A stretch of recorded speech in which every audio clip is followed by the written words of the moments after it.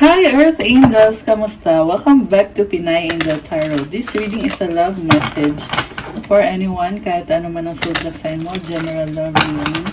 Kaya maaaring mag-resonate o hindi. Tingnan natin ang energies connected sa'yo sa love life mo. Kamusta kayo guys? Comment present para alam kong nanonood kayo. I hope okay naman kayo dyan. So in case na mag-resonate, comment nyo para alam ko, and make sure na nag-like na kayo kasi kailangan ko po yan para tuloy-tuloy lang ang paggawa natin ng more love readings para sa inyo guys. Okay. Tingnan natin. Okay. Ay. Kuha tayo ulit ng isa pa guys. Wait lang. So, ito yung Moon Oracle message. Mamaya tingnan natin sa book yung kahulugan. Merong watch for signs, follow the moon, tsaka embrace uncertainty. Okay. Kuha tayo ng isa pa guys.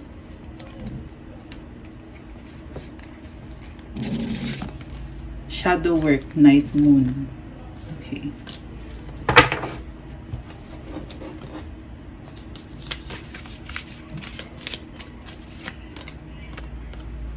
When you pass from this world, you take nothing with you but your soul and the memories you have shared with those you love.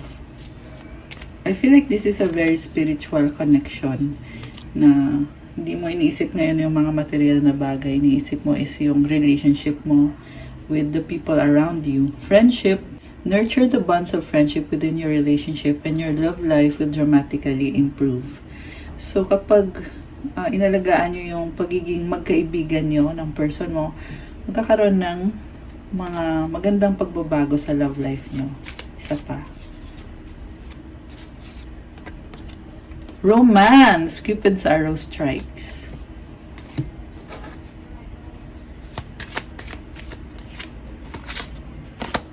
Respect your relationships. Guilt. Don't let guilt get in the way of happiness. Emotions. Look deep within your emotions. So, merong person dito na nagigilty, nagiging emotional. Parang pinag-aaralan niya yung relationship niyo. At the same time, may romance, may friendship. You may be doing shadow work. Tinatama mo kung ano yung mali sa sarili mo, sa mga nagawa mo, mga desisyon na ginawa mo. Okay. From the tarot, overall energy, 5 of Pentacles. There is a big change.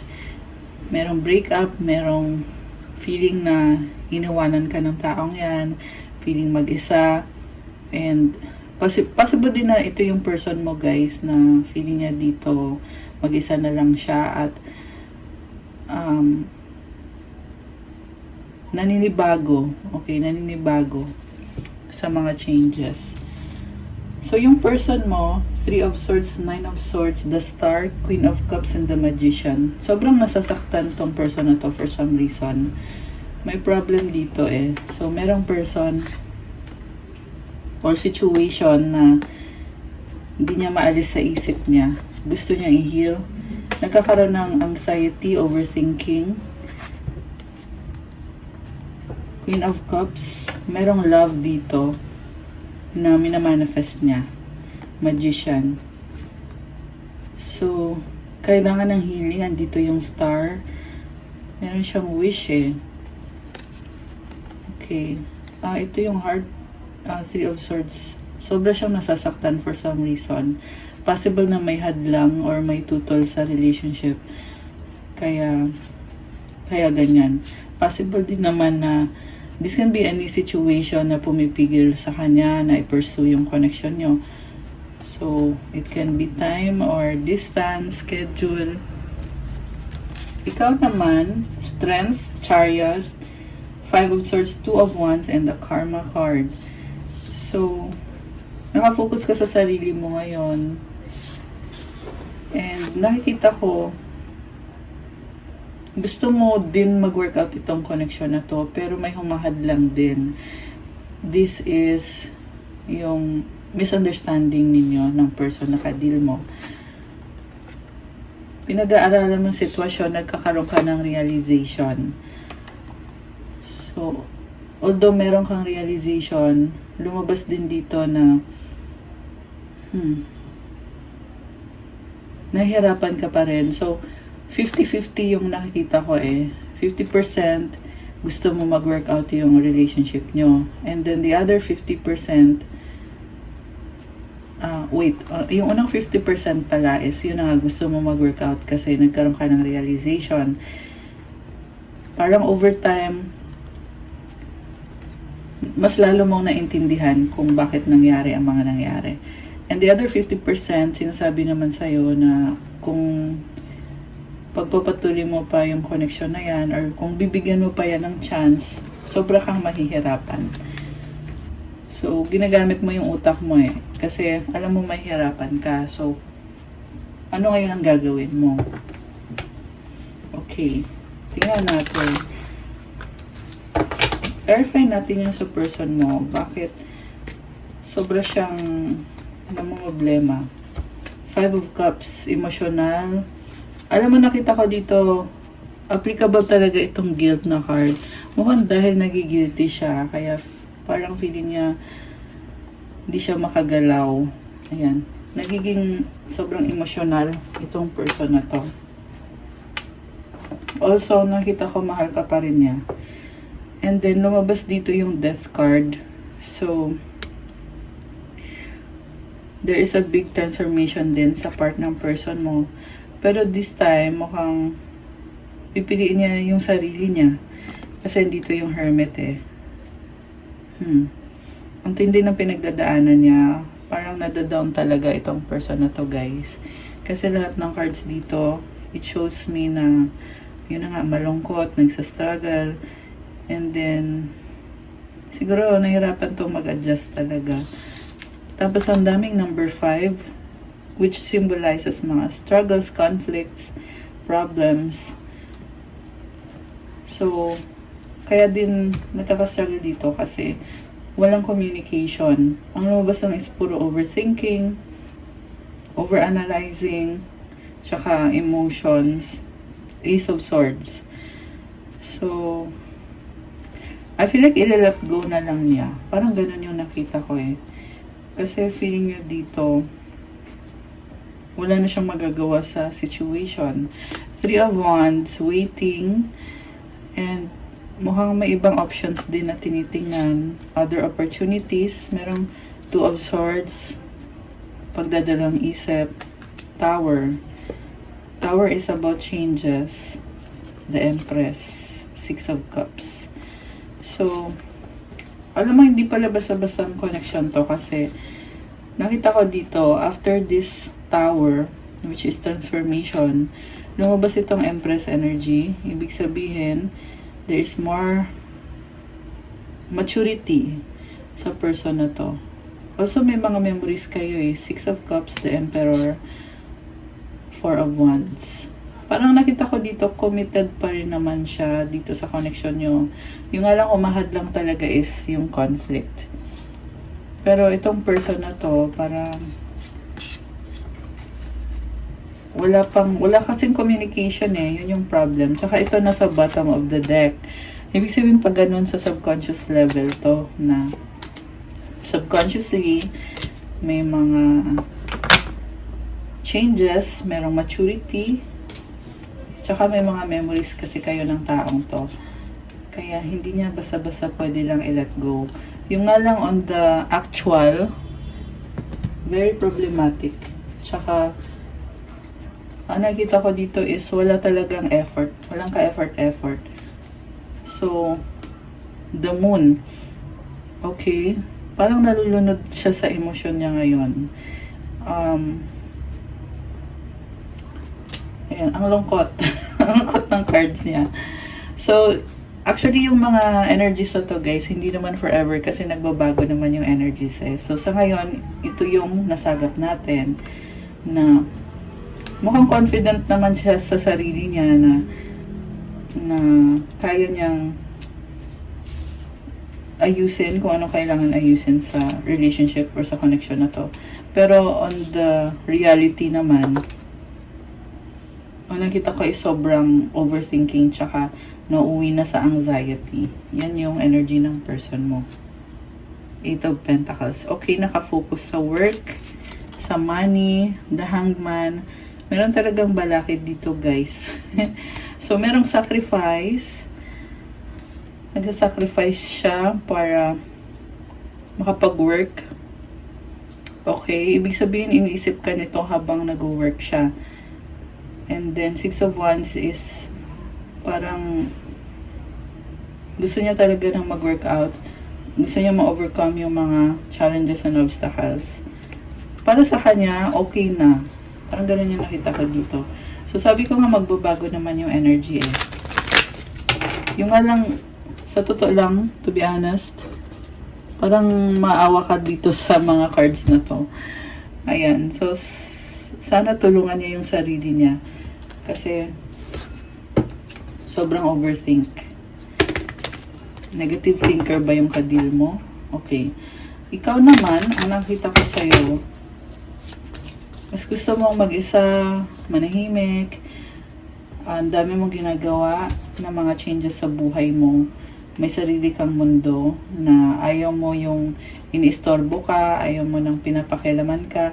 At the same time, meron ka din mga realization dito na naisip mo din na, ayaw nga pala, no, sayang naman na ganito yung nangyari sa relationship namin kasi may potential. Parang may na-realize ka dito na, kasi andito yung karma card eh. So, nakita mo yung potential ng connection nyo na nilet go mo.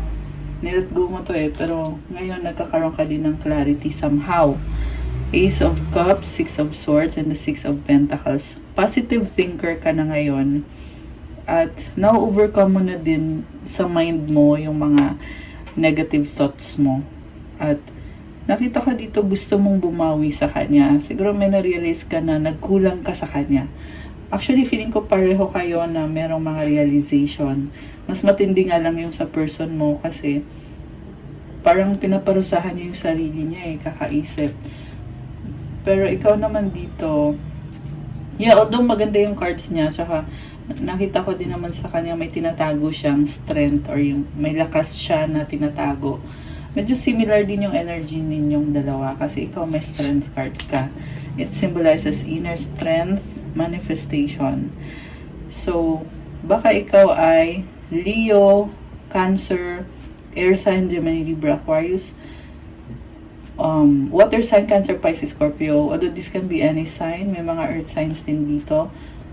May fire signs din naman. Yung person mo, malakas sa side ng person mo is yung water sign, Cancer, Pisces, Scorpio, Aquarius energy. Merong air sign, Gemini, Libra, Aquarius, Gemini energy, Taurus, Cancer, fire sign, Aries, Sagittarius, lalo na yung Aries. Actually guys, the moon is in Aquarius right now. So, kung mapapansin mo, Aquarius kasi is an air sign. So, kung napapansin mo, ngayon, hanggang bukas, for the next, siguro mga 3 days, na very logical ka. Yung emosyon mo is more on logical. I mean, yung tingin mo sa sarili mo, mas nagiging logical ka. Kaya nagiging mas matapang ka rin. Okay. Anyway, and then meron tayong lunar eclipse bukas. Kaya nagdadala din ng mga changes itong astrological transit na to. So, Seven of Cups, the Fool, and the High Priest.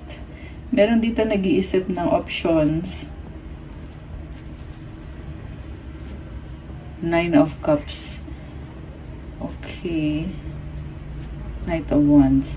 Alam mo, nakita ko yung person mo na mga ka pa rin ng taong to eh, gusto yung mag-reach out sa'yo. Knight of Wands. May attraction. Ayan, Ace of Wands. The Sun. New beginning, positivity. Gusto niya mag-reach out sa'yo kasi gusto kanya makasama. Okay. So nice. So, parang nasikatan na din siya ng araw. Kasi kanina ang lungkot ng cards niya, 'di ba? Pero ito ngayon, nakikita ko positivity. So, sabi ko nga, hindi naman forever. Kung malungkot siya, hindi yun forever. Kasi nagbabago yung energy. Siguro yung mood lang ngayon talaga is yun. Medyo gloomy. Pero naghahanap siya ng mga kasagutan. Mukhang nagsustok sa'yo itong person na to. Naobserbahan ka niya. At,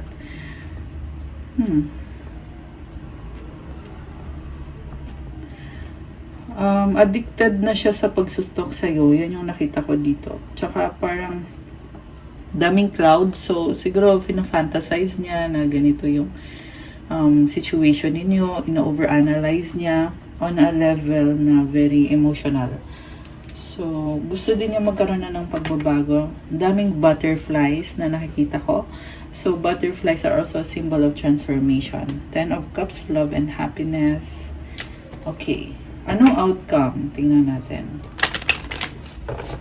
Ikaw naman, ganun ka pa rin, pero gusto mo lang talaga manahimik ngayon. So, outcome is King of Swords, the 3 of Cups, and the Knight of Cups. May friendship kayong dalawa. Yun yung iniisip niya na gusto ka niya makita, makausap, makasama. Kasi nagkikare siya sa'yo. This is someone na matalino at the same time, compassionate. Nagkikare siya sa'yo. May partnership. Gustong kumonek sa'yo, pero parang may boundaries din siya. Oh, the Temperance and the Lovers. So, nag-a-adjust sa'yo itong person mo. Mahal ka nito kasi andito yung yung nga lang, parang nahirapan siyang mag-communicate sa'yo. Mukhang mahiyain. Yan yung na-feel ko dito na iniisip ka niya pero nahihiya siyang sabihin kung ano man yung, meron siyang gustong sabihin, pero defensive din kasi siya. So, yan, gusto niya kumanik sa'yo, pero defensive siya, pero at the same time, gusto niya na mag-workout. Oh, wow. Very spiritual connection. Andito yung Lovers. So, ang nakita ko dito, parang hindi niya maintindihan kung bakit ganun kanya ka-mahal or ganun kanya ka-gusto. Ano ba mga nangyari dito? Tingnan natin from this oracle deck. Ano ba mga nangyari dito na hindi natin nakita sa reading, sa tarot? Okay. You deserve better. Oh my gosh. I don't know who I am anymore. So, drugs and alcohol, okay? May bad habit siya. The way I have treated you was wrong. Sabi ko na parang nagigilty siya na may nagawa siyang mali sa'yo. Kaya sinasabi niya na you deserve someone na mas better sa kanya. Pero at the same time, nakita ko gusto ka niya. 16, ayan, meron tayong angel numbers. I don't know who I am anymore. Ayan, yan nga yung sinasabi ko sa inyo na sobrang niyang iniisip. May ganito siyang nararamdaman. So, drugs and alcohol, parang ginagawa niya yan para makalimutan niya yung pain na nararamdaman niya. So, not necessarily na drugs talaga ha. This can be any kind of addiction. Alcohol, cigarettes, anything. The way I have treated you was wrong. So, may realization siya. I cannot express myself. Ito yung problem talaga kasi walang pag-uusap. So, gusto niyang magkaayos pero walang pag-uusap, walang ginagawa. Kaya, sorry to say but feeling ko stagnant. Sa ngayon feeling ko stagnant itong connection kasi I cannot express myself. Kahit gusto man niyang mag-reach out sa'yo pero wala akong nakikitang pag-actual na magre-reach out. May lumabas naman na gusto niya, pero ayan, parang wala. Walang actual na effort. It is dark without you. Oh my gosh, ayun So, very dramatic yung nakikita ko sa taong to. Okay, ikaw naman, tingnan natin. I need to figure myself out. So, ito na nga, mas gusto mo nga manahimik, gusto mo ikaw lang, ayaw mo makipag-usap, or ayaw mong i-open up kung ano yung mga naiisip mo. Kasi fed up ka na eh. Nasa point ka na tinitiis mo yung mga naging struggle mo sa person na to. Ayan, kung nag-cheat ba siya sa'yo. Kasi may nakita ko na ang iba sa inyo ay nagkaroon ng third party, kaya nga nagigilty yung person mo. Ikaw naman, fed up ka na, gusto mo na lang na i-figure out yung sarili mo. Although lumabas na meron ka din ng mga realization na kung ano yung mga pagkakamali mo rin. Pero more on fed up ka na at gusto mo na lang prioritize ang sarili mo. Ganun yung pinaka-vibe mo. Life without you is hopeless, dark, and depressing. I miss your light. So, ayan, malungkot ka rin. At inisip mo rin na sana kung okay pa kayo, magiging better sana. Drama. Oh my gosh. So, nasa point ka lang talagang ngayon na ayaw mo muna, fed up ka pa. So, alam mo din naman sa sarili mo na kakaiba to mga nafe-feel mo ngayon. So, ano pa bang mga energies ang connected dito?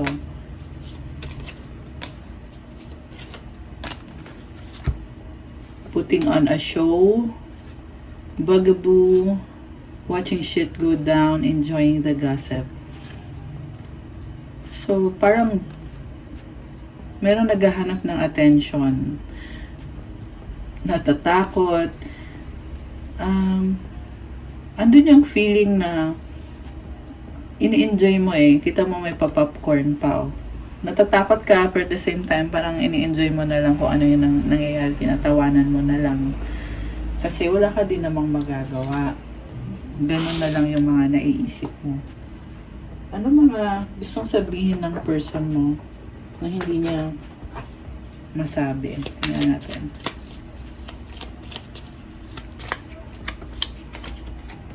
Just being near you is intoxicating. So, attracted siya sa'yo. Oh my gosh! I love you unconditionally. Ayun naman pala eh. Sobra kang mahal. Ano pa? Ang gustong sabihin. I don't react when people mention you. I am not available. So, yun yung problem, no? May ano din siya eh. Ayan. Nakadetach din itong person na to. Couldn't let you get close to me. I hid who I really am. Ito na nga, tinago niya yung totoong nangyayari sa kanya. Kung ano talaga. Kaya feeling mo tuloy, hindi mo na maintindihan kung saang banda doon sa relationship nyo. Kung saan banda doon yung tunay. Ganun yung nafe-feel mo eh. Kaya, unti-unti ka na din naman nagkakaroon ng realization sa mga bagay na hindi mo pa naiisip. Ngayon, naiisip mo na ngayon. May nag-open na opportunity. So, depende na lang sa'yo kung tatanggapin mo ba yung mga opportunity na yan or kung wala ka bang action. Kasi sa ngayon, walang action. Kasi nga,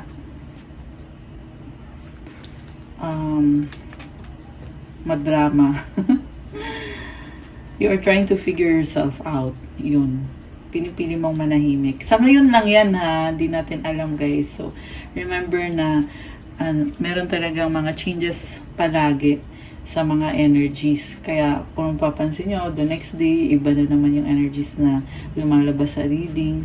Kasi, ganun kasi yon, process kasi yon. Nagfo-flow yung energies. So, ito yung mga gustong sabihin ng person mo. I remember the day we met like it was yesterday. I love you to the moon and back a million times. I dream about you at night. Oh my gosh! Ang ganda naman. Okay, kuha pa tayo guys. Ano pa ang mga gustong sabihin ng person mo sa'yo na hindi niya masabi? Now is not the time. I miss you but I don't have time right now. We've been together for lifetimes. Kaya nga this person refuses to communicate. Nakatrap pa siya sa isip niya. Although, yeah, iniisip ka niya palagi. Yung nga lang talaga walang action, guys. At Sinasabi dito, hindi pa daw ngayon ang panahon at namimiss ka pala niya. Pero wala daw siyang panahon ngayon. Nafe-feel niya yung connection niyo, soulmate or twin flame kayo nitong taong to. So, ito, ano pa?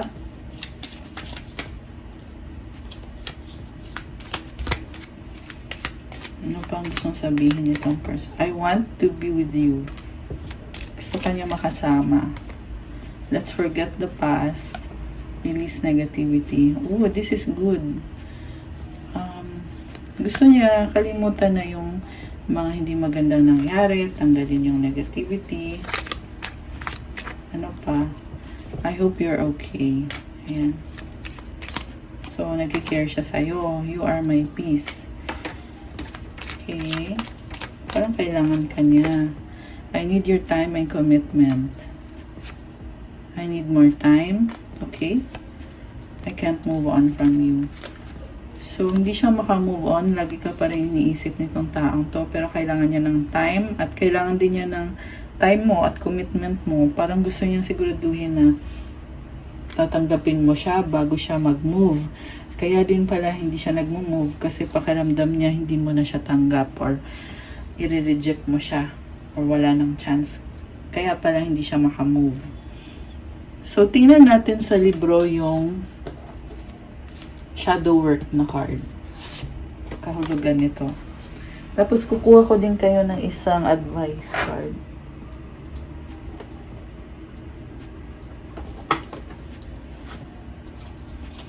Ito yung advice card. Forgiveness. Healing comes from acceptance. Help me, dear Lord, to fully accept what is, knowing that this alone will open me to the new. Tanggapin daw kung ano ang sitwasyon ngayon. Pag natanggap mo, pag nagpatawad ka, magkakaroon ng bagong simula. Magkakaroon ng bagong possibilities. So, tingnan natin yung shadow work, night moon. Okay. You're being asked to face your dark side. In terms of your current situation, be honest. What part of you are you ashamed of? What is triggering you right now? These are some of the questions the universe and the moon would like you to ask yourself now. We all have a shadow side, and yours need looking at when this card comes up. Your shadow is the part of you that you fear or are ashamed of and find hard to love. Until you learn to embrace your shadow, it can get in your way, and whatever blockage you're facing now almost certainly comes from the face that there is something you don't want to admit to yourself or someone else. Maybe you need to confess that you're not as happy as you've been making out, or maybe someone else needs to let you know that. Maybe you have had dark thoughts that have impeded your progress. It's all good. Learning to love all parts of you is key here. The outcome you're chasing now lies on the other side of your fears. Additional meanings for this card: accept yourself, shadow and all. See your situation through loving eyes. Release a grudge you have against someone. Try shadow journaling for more insight into your question. Forgive yourself and love yourself. Feeling ko ito yung person mo eh. Although, posibleng ikaw din naman to na nakafocus sa dark side mo ngayon. Pero, ang sinasabi dito is lahat naman merong dark side. Yun nga lang yung problem is, minsan yung mga dark thoughts mo, yan yung pumipigil sa'yo sa progress mo. Kaya, i-check mo din yung sarili mo. Kasi, pag na-overwhelm ka kasi ng fear mo, o yung shadow side mo, hindi mo na ma-achieve kung ano supposed to be yung gusto mong ma-achieve sa buhay mo or sa love connection na sa love connection mo. Ayan. Okay guys, that's all for our love message for today. Thank you for watching. Pa-click po ng like, comment kung nag-resonate ba. Subscribe and hit the notification bell. For those na nagtatanong about private reading, message lang kayo sa Viber or sa WhatsApp para mas mabilis. Yes, may bayad yun kasi ikaw mismo ang i-reading. So, message nyo na lang ako. para masendan ko kayo ng details about the private reading. Check out my Instagram if you want to start your crystals journey. May mga crystal bracelets that will help you enhance your energy, help you attract more, manifest. And itong mga crystals ay merong special mantras and prayers to enhance the energy. Iba-iba din yung benefits bawat crystal. So, tingnan nyo na lang po sa Instagram ko at i-follow nyo na din ako kasi kailangan ko din yung support nyo. Thank you guys! Have a good day. God bless you all, Earth Angels. I love you guys. See you again soon. Stay safe and God bless. Have a good night. Thank you. Bye!